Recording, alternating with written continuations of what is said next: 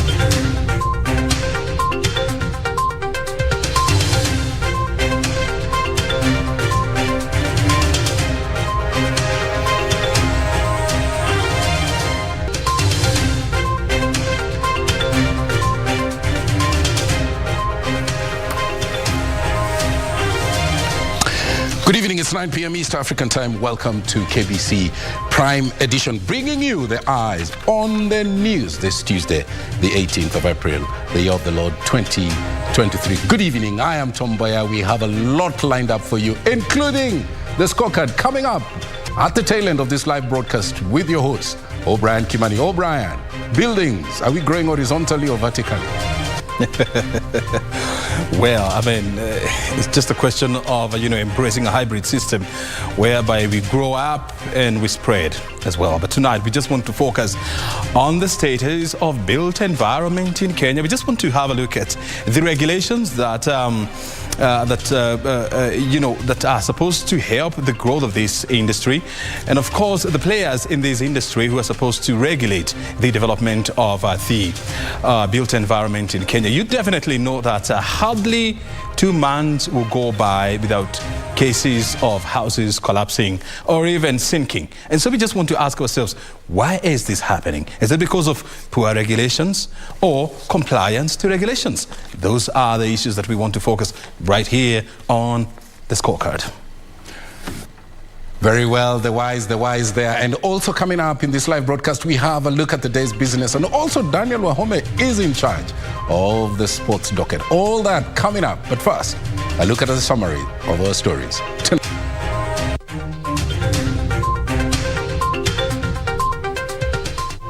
6 students perish in a grisly road accident as matatu collides with a lorry in Naivasha.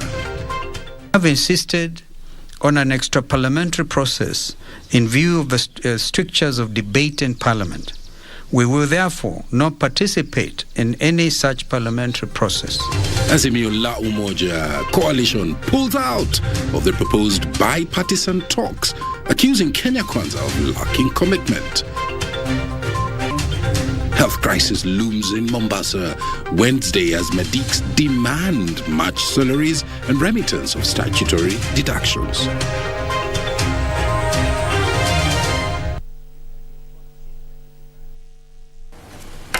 Susan Thoko will be handling our sign language docket. Our socials at KBC Channel 1, my Twitter handle at Mboya. Let's open this coverage with a very disturbing report. 6 students from Bihi Friends High School in Vihiga have been confirmed dead following a grisly road accident involving a public service vehicle and a lorry along the Nairobi-Nakuru highway. Reports indicate that the students were headed to Nairobi, Kenya, when the tragic accident occurred. 7 other students who sustained injuries in the incident were rushed to Naivasha County Hospital for medical attention. Here's that report. 11 students from Bihi Friends High School in Vihiga and a driver were involved in a gruesome accident near Delamere Farm on Tuesday. Reports indicate that the students were headed to Nairobi when the collision happened.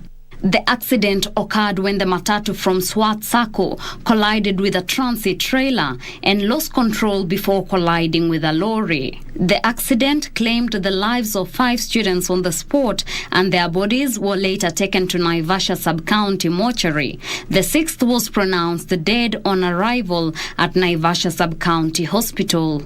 7 of the survivors were rushed to the hospital for medical services. According to Naivasha OCPD Benjamin Bowen, the accident occurred after the driver of the ill-fated matatu tried to overtake a fleet of vehicles. It happened that this vehicle was trying to overtake a long fleet of vehicles near the Delamere part of the road, when unfortunately another lorry was coming from the Nairobi General direction, and it met head-on. Bowen said that the injured were rushed to Naivasha Sub-County Hospital, with 3 of them in critical condition after suffering from head injuries. So the survivors were rushed to Naivasha Sub-County Hospital, where they are undergoing treatment with various injuries. 2 are serious because they have been placed in oxygen, but others are responding well to treatment. Otherwise, that's a very unfortunate event which could have been avoided if the drivers observe the traffic rules. The incident comes after another tragic accident involving the Pwani University bus and a matatu occurred along the same highway, with National Transport and Safety Authority attributing the rise in cases of accidents to more vehicles failing roadworthy inspection tests. For Prime Edition, I am Teresa Mutai. Now, the government will intensify the efforts to bring down the cost of food in the country. Speaking at a cabinet meeting in State House, Nairobi, President William Ruto said the cabinet had noted with satisfaction that the interventions have brought down the price of maize meal to an average of 155 shillings from a all-time high of 230. With enhanced production coupled with the government's strategic policy measures, the cabinet pointed out that Kenya will soon become self-sufficient in food.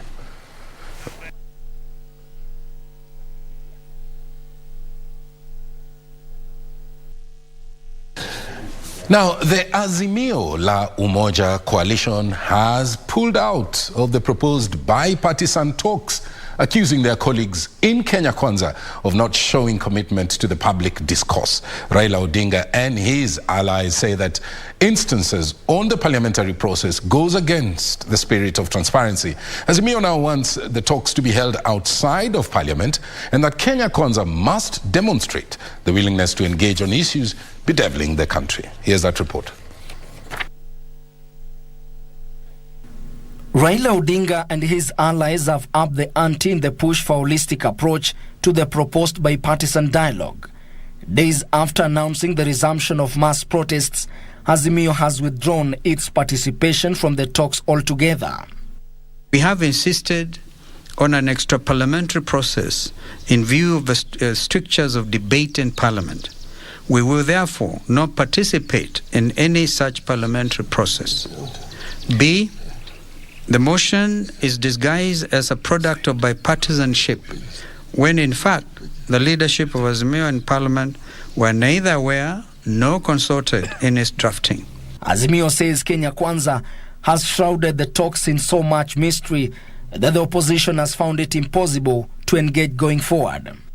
The delay in naming his team is another sign of a lack of seriousness that has been made once by the inclusion of members of the Azimio coalition in his team, when the whole country knows that respect for multi-party democracy is one of the key issues we have put on the table. Number 3, to date, Kenya Kwanza has failed to name the leadership of his team as a way of stonewalling. On Tuesday, the leader of Minority Party in the National Assembly declined to submit the list of their 7 members to the Speaker, arguing that the Kenya Kwanza government had not demonstrated the political will to engage in the talks. First and foremost, I must admit that I was taken aback when I read in the media that a motion had been forwarded to the Speaker's office about this bipartisan engagement. Because that couldn't have been a motion about bipartisan engagement for the simple reason that my coalition was never consulted. It has now turned out, of course, that it was basically a draft motion for the Kenya Kwanza side.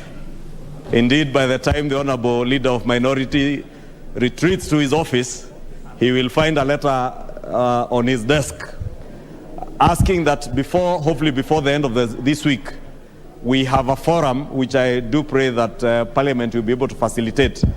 Hopefully with the Leader of Minority in the National Assembly, the Leader of Minority in the Senate, the Leader of Majority in the Senate, and the proposed co-chairs that have been proposed by both coalitions, to be able to sit now and harmonize whatever issues that will be up for deliberation. Senate Speaker Amason Kingi on Tuesday confirmed to have received the draft motions from both parties that are meant to set the stage for the bipartisan talks. The draft notice of motion also states the terms of reference of the proposed Joint Select Committee.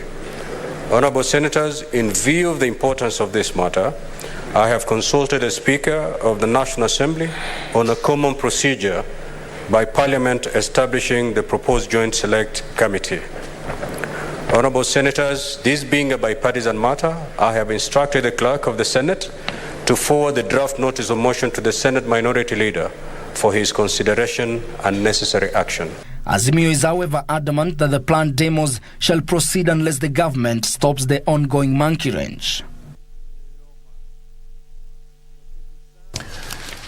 Senators have revived the battle for more allocation of funds to counties, rejecting the 15 billion shillings increment recommended by Treasury. During debate on the Division of Revenue Bill, the senators termed the National Assembly's amendments to the bill that raised the county allocation to 365 billion shillings as a drawback to the fulfillment of devolution. They demanded that counties be given 407 billion shillings as recommended by the Commission on Revenue Allocation. Governors had, however, demanded an annual allocation of 425 billion shillings. We are being denied money because Treasury is saying the Eurobond is due and they want to pay the entire principal and interest. Madam Speaker, who does that? Is it wrong to have a debt? It is not wrong, I dare say that. Kuna watu walipinga hii katiba ya mwaka wa 2010 na nafikiri wao ndio wako uongozini saizi. Mtoto ambaye wanamlea kwa vile si mtoto wao, na Waswahili wanasema mama wa kambo si mama. Inaweza kuwa ndio maana tunaona mambo kama haya ya kupunguza pesa za kwenda kwa magatuzi, kwa sababu kwanza hawakuamini ile katiba. Speaker, I know resources have gone to the county, but most counties to the ground, there is nothing that you see that is substantial, that is like a flagship project because of corruption. We devolved corruption from the national government to the county governments. Let us do what we were elected to do. I am heartbroken to hear senators who I know their counties require more resources because of political expediency coming here to argue that the 385 proposed is enough. I have never seen anyone who's been given an opportunity to increase the stock of their own people giving up that at the altar of political expediency, Madam Speaker. I suggest that we look at the report submitted by our committee. The committees must mean something, Mr. Speaker. We cannot trash our own committees when they sit, spend a lot of time, come up with technical evaluations of what they are doing, and our committee's recommendation actually aligns to the CRA recommendation. I think this Senate needs to rise up to the occasion, do the right thing. Don't just back this bill just because it has come from the National Assembly. Otherwise, why do we exist as a Senate?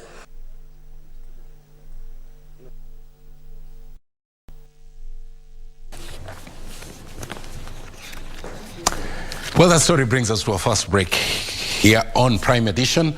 We are taking just a short one. When we come back, the Red Cross and the Red Crescent Societies warn that the health system in Sudan may collapse if that crisis goes on. Stay with us. Nilipokuwa niko na shida na chama cha Ford Kenya, nilijiuzulu, nikawacha chama, nikajiuzulu kwa bunge, nikarudi kwa wananchi.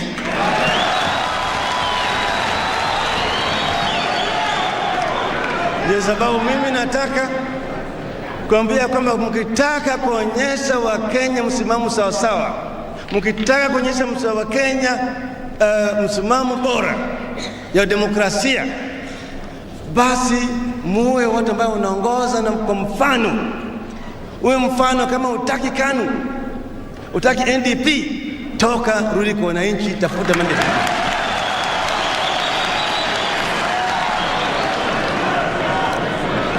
Lakini usiwe tu kama vile walikuwa nasema fisi alishindwa na tamaa, sivyo?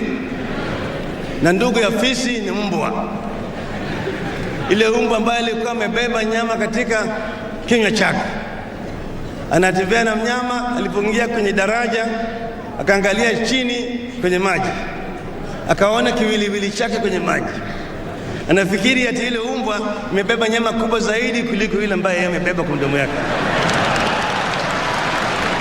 Anatupa hii, anakimbia kwenda kungangana na ile nyingine. Alijikuta wapi? Kwenye maji. Asanteni sana wananchi.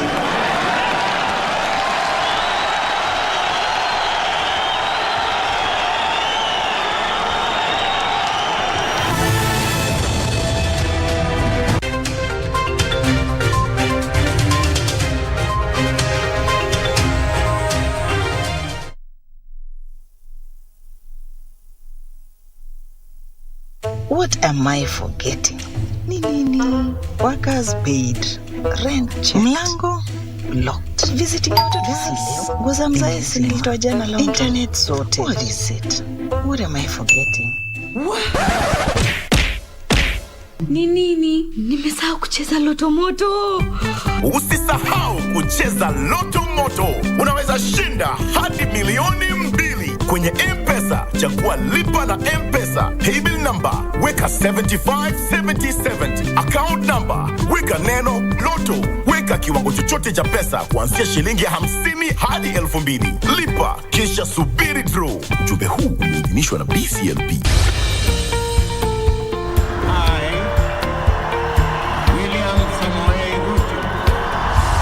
After the dust settled on rigorous campaigns, Kenyans are waiting for elected leaders to deliver on their pledges. Have you used the hustler fund? When your children sleep hungry, when you can borrow 500 or 1,000 shillings and they have some food on the table. So the 500 you're giving me now, my purchasing power has literally been diminished comparing to probably even January or December. But how have the leaders performed so far? In terms of the amount of money that is being disbursed, the minimum being 500 shillings, how do you scorecard that? No, that I'll give it a 2 out of 5. 2 out of 5. 1 out of 5. I'll still give it 5 out of 5. Every week, we bring you an honest assessment of the national and county governments. What is the impact of the Hustlers Ban?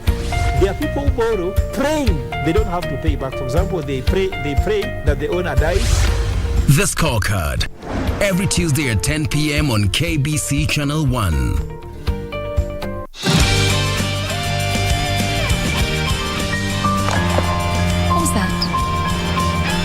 Hey, who is that? Did he fall? Mr. Bai!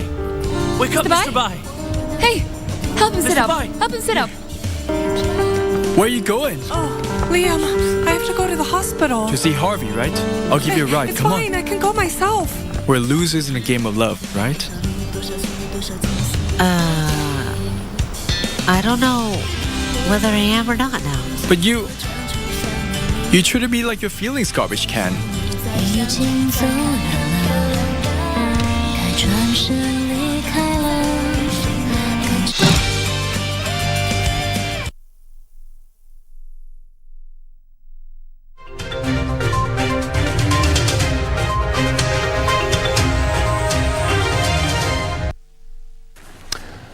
Welcome back. Our socials at KBC Channel 1 and my Twitter handle at Mboya24. Residents of Kisumu City and its environs have been directed to maintain the highest levels of hygiene to curb the spread of a cholera outbreak.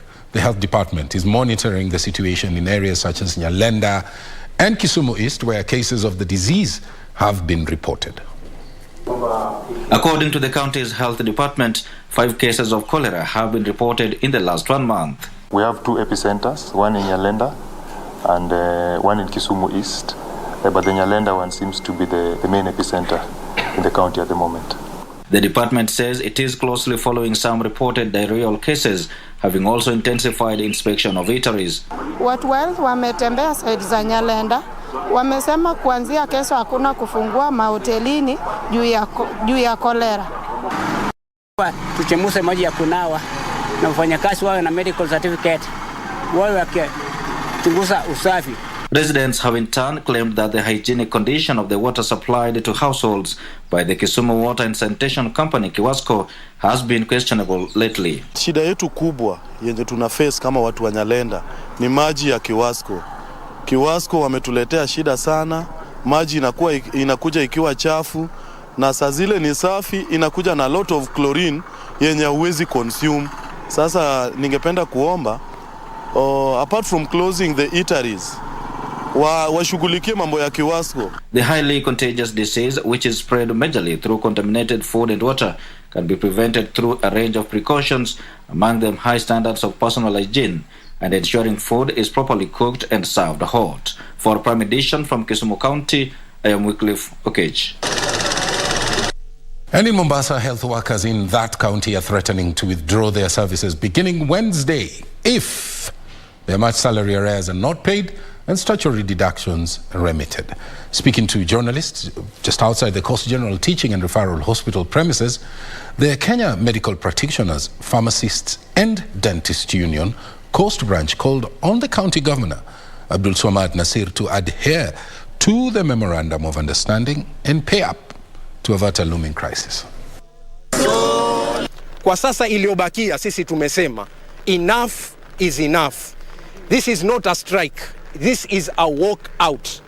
Na kisha walk out tunafuatilisha na go slow. Hatutokubali mimi niwe na njaa, mwenzangu awe na njaa, tuende zetu makazini, rent hakuna, pesa ya kwenda kazini hauna, pesa ya chakula hauna, na mambo mengineo ambayo kwamba ya binadamu, ambapo kwamba ni rights za binadamu zote zimekuwa infringed. Hakuna kitu hata moja imefanyika.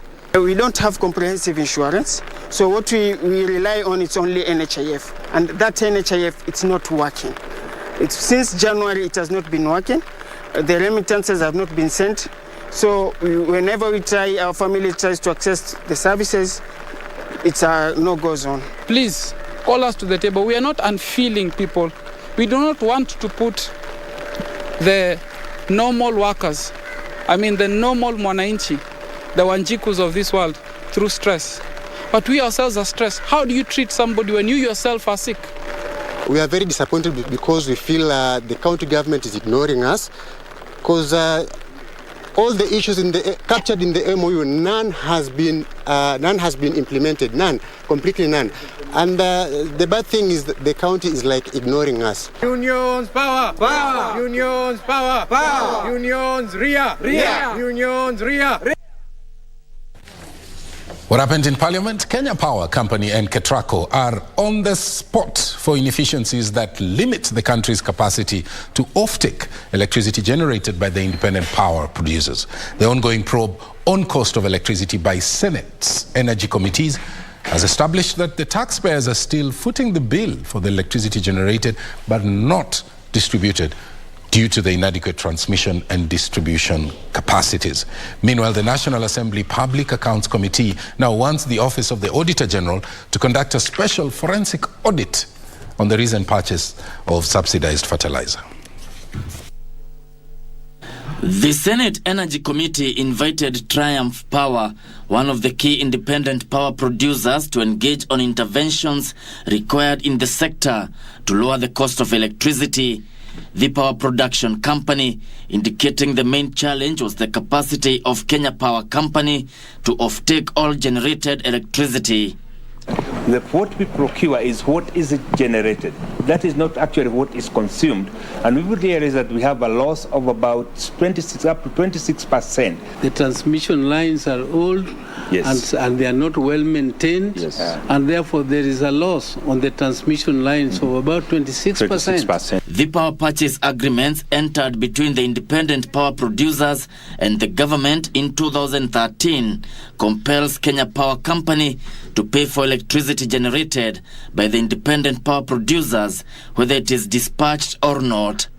The Senate Energy Committee is now imploring on the ministry to consider terminating the agreements and paying damages, since it is cheaper than sustaining the expensive contracts up to 2032. Assuming Kenya Power doesn't come to you this month at all, do they still pay you? And if they pay you, how much do they pay for unsupplied power? Even if they don't dispatch us, but they are obligated to pay us because we are on standby. It is just like a watchman sitting at your house. You need to call him whenever you want. He should be ready. So this is the same role we play. That is why we must start asking the question, is it not maybe cheaper? Is it not maybe safer environmentally to terminate, pay the damages to the supplier? We save the environment, and we also at the same time save the future costs that will come with pollution of the environment. Meanwhile, the National Assembly Public Accounts Committee now wants the Office of Auditor General to conduct a special forensic audit on 15 billion shillings purchase of subsidized fertilizer. Committee Chairperson John Buddy says the Auditor General should furnish the Watchdog Committee with a report in 30 days. We took a decision on 30 days, and that today, this morning, we have agreed that we are going to come up with a TOR for terms of reference for the Auditor Generals. So if this matter is not arrested now, and we know this will be happening maybe this year, next year, subsidizing production, then probably we are going to have bigger or more major scandals. The suspicious purchase of the fertilizer was done by the Ministry of Agriculture after the money was appropriated in the supplementary budget of 2023-2024. Gisho Kiwashira, Prime Edition. Now, further afield, the International Federation of Red Cross and Red Crescent Societies, IFRC, has warned that if the fighting in Sudan continues much longer, then the Sudanese health system will certainly collapse. The Federation says that the raging fight makes it nearly impossible to provide humanitarian aid in and around the capital, Khartoum. Nearly 200 people have been killed and over 1,800 injured since fighting broke on Saturday between rival factions that disagreed on how the country should transition to civilian rule. The International Federation of Red Cross and Red Crescent Societies head of delegation for Sudan, Farid Aiwa, has been quoted by international media houses saying there were calls from organizations and people trapped in the city asking for evacuation. WHO Sudan representative Dr. Nima Said Abid says most of the hospitals are now reporting being out of medical supplies, blood bags, oxygen and other many important medicine and surgical kits. The U.S. Secretary of State Antony Blinken had earlier spoken to Sudanese Army Chief Abdel Fattah al-Burhan and the head of the paramilitary Rapid Support Forces Mohamed Hamdan Dagalo amid fighting between the two forces for a ceasefire. Blinken, through a tweet, underscored the urgent need for the end of the hostilities and emphasized the importance of ensuring the safety of diplomatic personnel and aid workers. The Rapid Support Forces has acknowledged the phone call with the U.S. Secretary of State Antony Blinken on its social media page, but has given no firm commitment to end the hostilities. A second 3-hour ceasefire on Monday night was barely honored, with both sides blaming each other for the breach. As the situation gets dire in the third biggest country in Africa, the international community is calling for an immediate stop to the fighting and armed actions. Michael Mondiga for Prime Edition. Now, the Eritrean-Ethiopian War, also known as the Badme War, was a major armed conflict between Ethiopia and Eritrea that took place 2 years beginning May 1998. Lieutenant Colonel Philip Kiprotich Serem was among the United Nations military observers sent from the Kenya Air Force to monitor and verify the cessation of hostilities agreement signed between the two countries. Here is his story on this week's episode of Military Tales.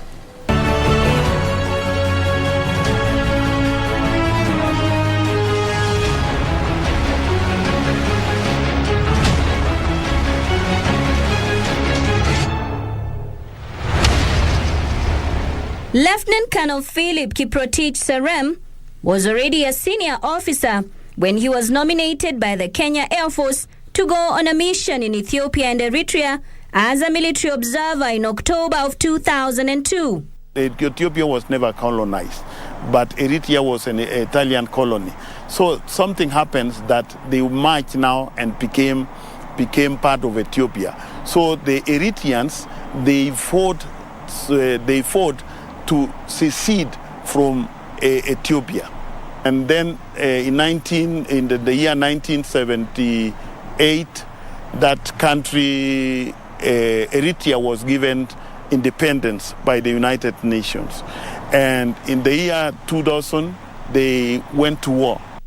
The two countries were eventually separated, and between the border of the two nations was an area demarcated and dubbed the Temporary Security Zone, where the troops of the fighting forces were not allowed. As a military observer, you're supposed to monitor the agreement to make sure that there is no violation of the agreement, that no forces have crossed to the temporary security zone. Dire consequences would follow for anyone found in violation of the temporary security zone. I was in a team site called Omhaja in the southwest of Eritrea, where one header was heading his camels, and the camels decided to cross. You know, the border, there is no fence in the border, and the camels cross over. So this young man wanted to go and bring back the camels. The Ethiopian forces, they were guarding that border. They shoot that header, and it was now the only people who could actually negotiate with the Ethiopians were the military observers. Fortunately enough, in that particular case, I was on the other side of Eritrea. I remember we went, collected the body, and handed over to the relatives for burial. But the camels remained. They did not allow us to take the camels. But that was not the end of his encounters. During our patrol, we located this bomb on the side of the road. A bomb like that I show you is a bomb that was dropped by an aircraft. It is approximately 250 kilogram bomb. And the 250 kilogram bomb is a very big bomb. Landmines were also common in that area. The people there, they don't want you to patrol that area because of some activities that they could be doing. So what they do, they lay mines on the road. So even in that team site where I was, we used to operate using 2 vehicles. So that in case one vehicle is hit by a mine, then the other vehicle will be used to assist to recover the people who are injured. Upon his return to Kenya, Lieutenant Colonel Serem served in different capacities, rising up the ladder to eventually become the officer in charge of works and maintenance at the Moi Air Base between the years of 2004 and 2009. All the infrastructure, the runway, the hangars, and everything, even the roads in the base, they are, okay, you don't actually carry out because they are normally outsourced, but you are the one who prepare the procurement process for those activities to be done. From the year 2009 to 2012, he was deployed to the Kenya Defence Staff Headquarters as a staff officer in charge of career and manpower development. Basically, I was in charge of recruitment of personnel and programming their training. Lieutenant Colonel Philip Kiprotich Serem retired from the Kenya Air Force in 2012 after 29 years of service.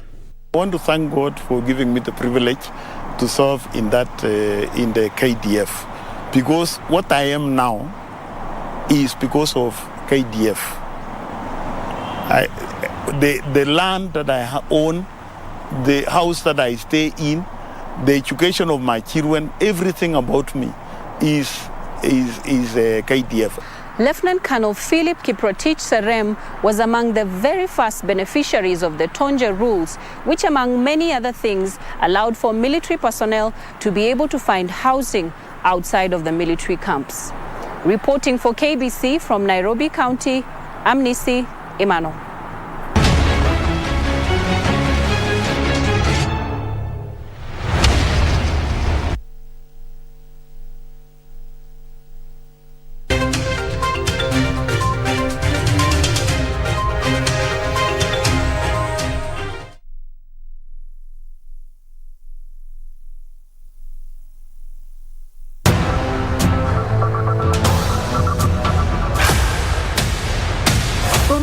DNA confirmation and apparently it's him.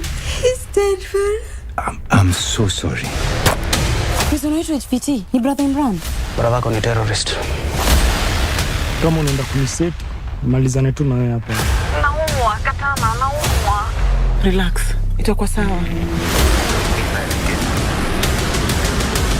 Kama kweli nakupenda, sifai kukuficha chochote, sio? Sasa mbona unataka tufanye kazi yenye hatuwezi fanya? Something big is on the horizon and we need to get ahead of it. The F5 jets will be airborne in 10 minutes. I heard him say, Mama, take this badge off of me. I get you to tell me more. I'm not really hearing you. Shit down.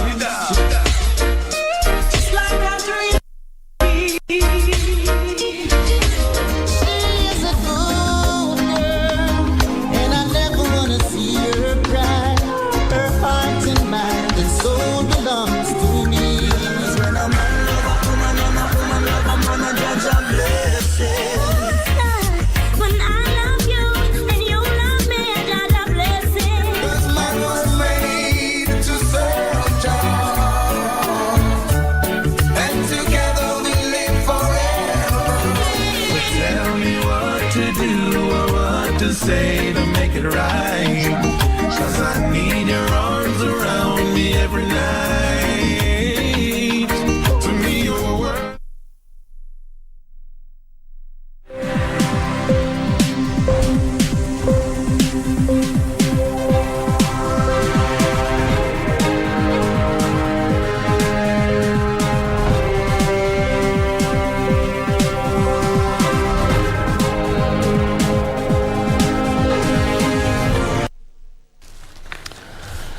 Welcome back to the business segment. I'm holding the fort for the business news anchor. The government could soon be returning to the international capital markets to issue a sovereign bond meant to fund development projects. The National Treasury has published an expression of interest for financial institutions in and around the North America, Europe, and Asia for lead manager services. The targeted institution will be required to advise the government on the most appropriate timing, format, amount, and also tenor of the international bonds and the best methods of managing the current outstanding euro bond debt. Kenya is expected to pay a majority of the 2 billion euro bond debt by the end of next year and clear the remainder by the year 2028. The yields of this euro bond peaked mid last year but dipped by February this year, shrinking by up to 51% within the duration. This fluctuation, however, still kept yields above registered rates, reinvigorating Kenya's prospects of returning to the international markets. The National Treasury confirmed the same through the announcement of the need of a lead manager service providing financial institution to guide it in fulfilling the conditions for the issuance of an international bond and to lay out a medium-term debt management strategy for the existing Eurobond debt. It is required of the lead manager institution to have professional experience in issuance of international sovereign bonds and implementation of liability management operations for emerging markets. The targeted firm will also be required to seek and liaise with potential investors and manage the book building process. Moreover, the lead manager of the proposed sovereign bond will be required to coordinate all other affiliated service providers, ensuring the legal, fiscal, listing and settlement requirements are fulfilled during the issuance execution process. The government expects interested bidders to submit in writing their documents by 28th of this month. Hibak Said for Prime Edition. Now, almost 14 million Kenyans do not have any form of savings towards their retirement. The majority of the workers are in the informal sector, which employs 8 out of 10 workers in Kenya. The Retirement Benefits Authority says that it has embarked on a nationwide public mobilization campaign to increase the number of retirement savers from the current 25% to 30% in the next 5 years. Kenya is grappling with low savings culture despite having more than 2,000 retirement savings schemes. Out of the 3.5 million employed workers, more than 2.7 million contribute only to the mandatory National Social Security funds, where close to 800,000 save with NSSF and other savings schemes.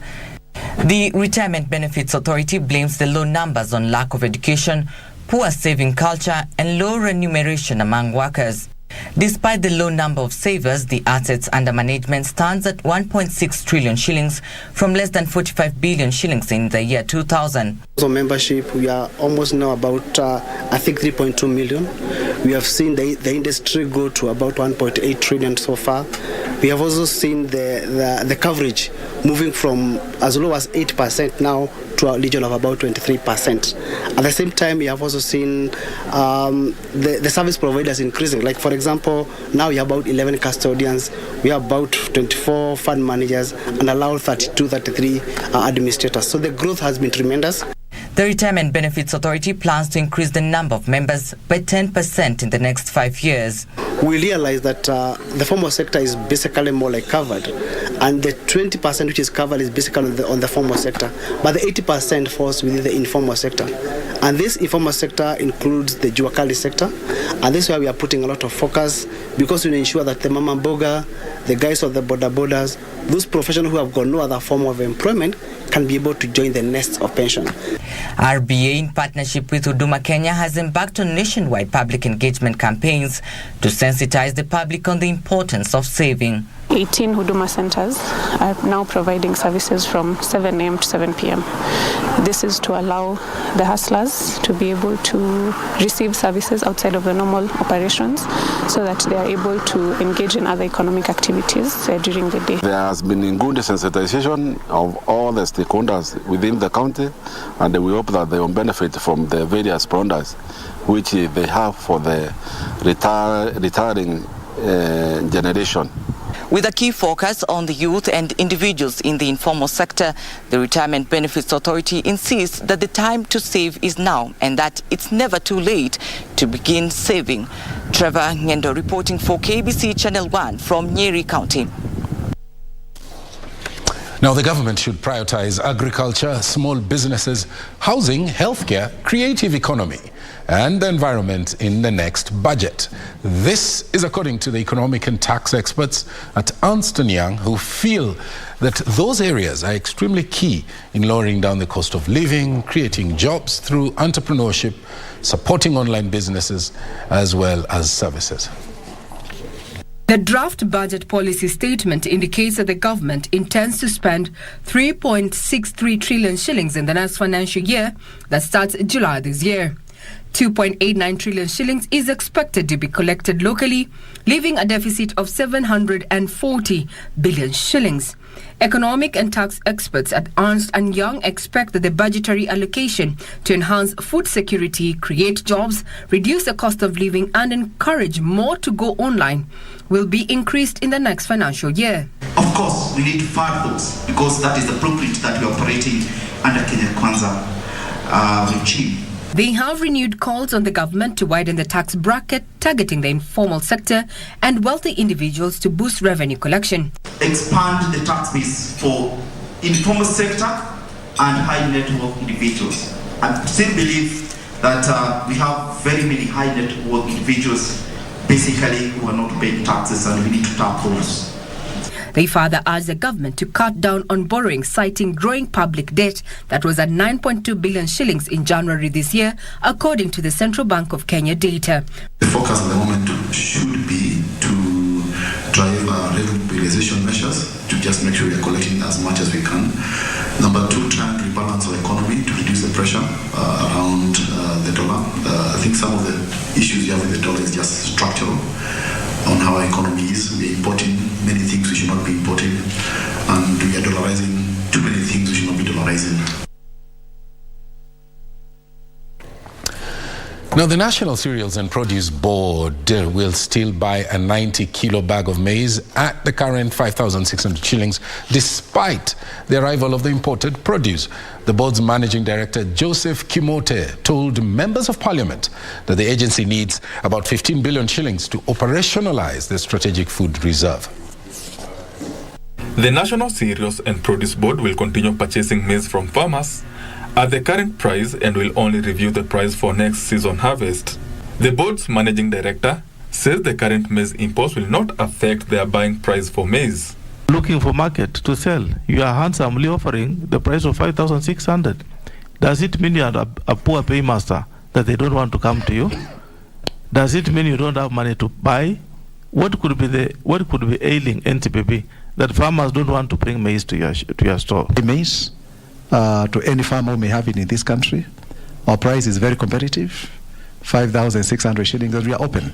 Our facilities are open even now, and we pay on the spot. NCPB plans to offer warehousing and grading services to private millers and maize importers. So what has come through the borders of this country within the regulations, and we are ready to store it as long as it has gone through the various quality parameters.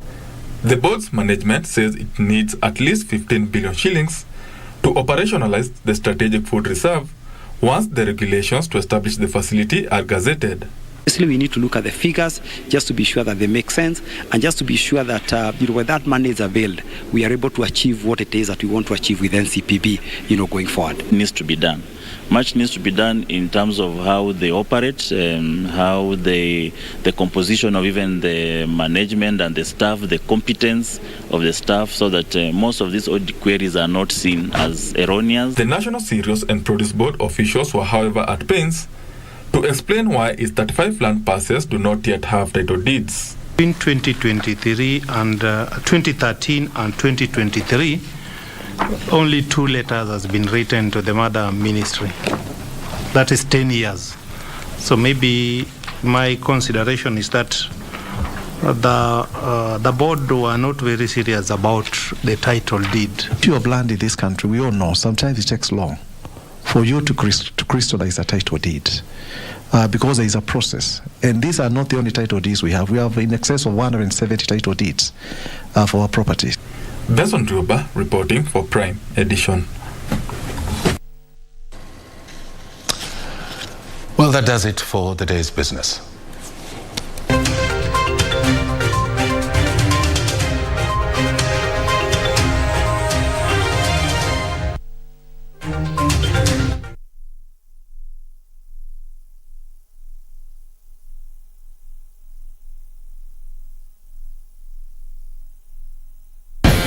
Biggest odds in the world every day on selected matches. Make a decision.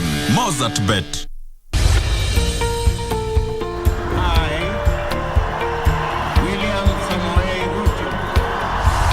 After the dust settled on rigorous campaigns, Kenyans are waiting for elected leaders to deliver on their pledges. Have you used the hustler fund? Will your children sleep hungry when you can borrow 500 or 1,000 shillings and they have some food on the table?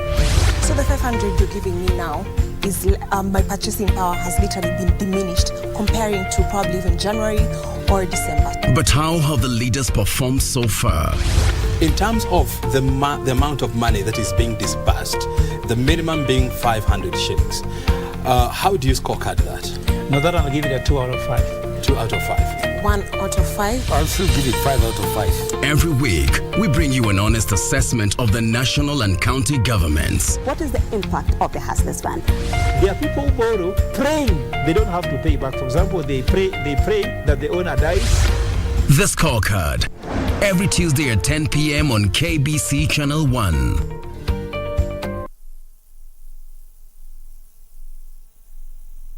Sports News is brought to you by Mozart Bet. Kurumisha ndege. Aviator instant game. Be a daring pilot and earn by how much high you can lift the plane. The higher you fly, the higher your win. The sky is the limit. Mozart Bet.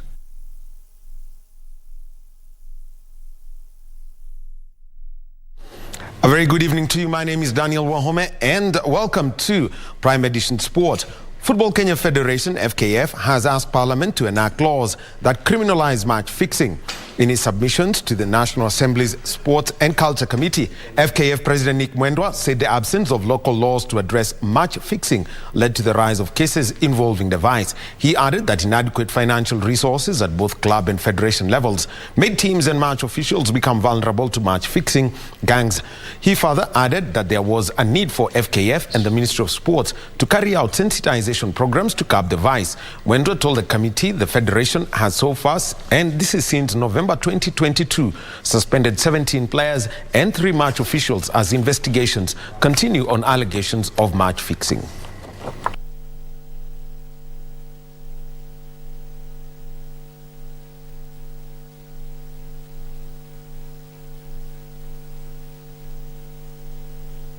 Is that we cannot act against people who are not members. So we need regulation in terms of law to allow law enforcement to act against somebody who we can report to be told to have fixed a match, and we are required to provide evidence of a certain nature, and therefore they can be taken to court, and they can even be jailed or action can be taken against them. That is what we are lacking in Kenya. So we want to do it properly and comprehensively with all stakeholders on board so that we come up with a very robust sports act that will be used to govern our industry in this country. On to hockey, where Impala veterans thrashed Blue Oceans 4-1 on day 3 of the ongoing Vaisakhi hockey tournament at the Sikh Union Club. In another match played at the same venue, Matador defeated Sikh Union Nairobi Masters by 4-1. Former Kenyan international Meshak Senge scored the opening goal in the 18th minute of the first quarter of the match before netting the second goal in the 29th minute. Blue Ocean responded in the 31st minute with John Kabu scoring the only goal of the match.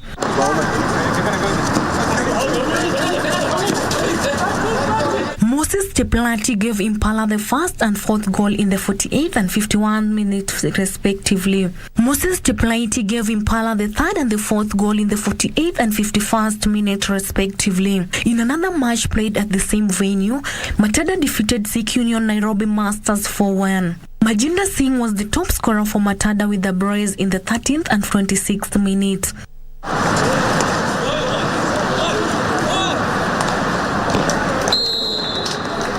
Majinda Singh was the top scorer for Matada with the brace in the 13th and 26th minutes. Jawinder Singh and Jiwa Mohan contributed one goal apiece. Bupinda Semi scored the consolation goal for Sikh Union Nairobi Masters in the 58th minute. The tournament will end on 22nd of this month. For Channel 1 Sports, I'm Sela Onyango.